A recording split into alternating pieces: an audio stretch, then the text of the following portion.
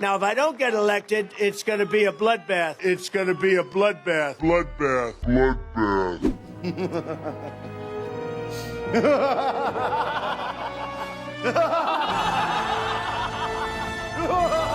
The video that had everyone going crazy over the weekend, it feels illegal. Aren't there libel laws or something like that? Because you could just throw the grenade, make this seem like the truth, and then backtrack when you're done. So Trump was giving a rally speech in Ohio, and he used the word bloodbath. He was not talking about an actual bloodbath where insurrection and riots and civil war. That's not at all what he was talking about. He was talking about the fact you would completely cripple and decimate the automobile industry if Biden got reelected and, the tariffs aren't put in place. Mexico has taken over a period of 30 years, 34% of the automobile manufacturing business in our country. China now is building a couple of massive plants where they're going to build the cars in Mexico and they think that they're going to sell those cars into the United States with no tax at the border. Let me tell you something to China. If you're listening, President Xi, and you and I are friends, but he understands the way I deal, you think you're going to get that, you're going to not hire Americans, and you're going to sell the cars to us. No,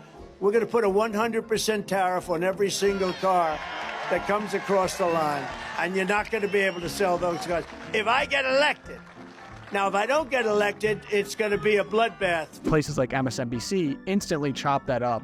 You will never find a more wretched hive of scum and villainy. Biden jumped on this as well and said, Trump said it's going to be a bloodbath if he doesn't get reelected again, suggesting that he would promote some type of violence against Americans. Obviously false. Jerry, just remember, it's not a lie if you believe it.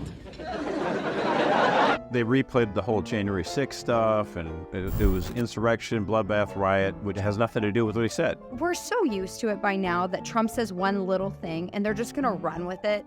And then bringing up January 6th, oh my gosh, how many times can they bring that up? I mean, we should have a drinking game by this point. It's just frustrating to me that okay, this is a really interesting conversation. We could have nuanced, policy discussions about, or try to talk about protecting jobs. People are actually genuinely nervous about this Chinese manufacturer, BYD electric cars, because they're made so efficiently, they're really cheap.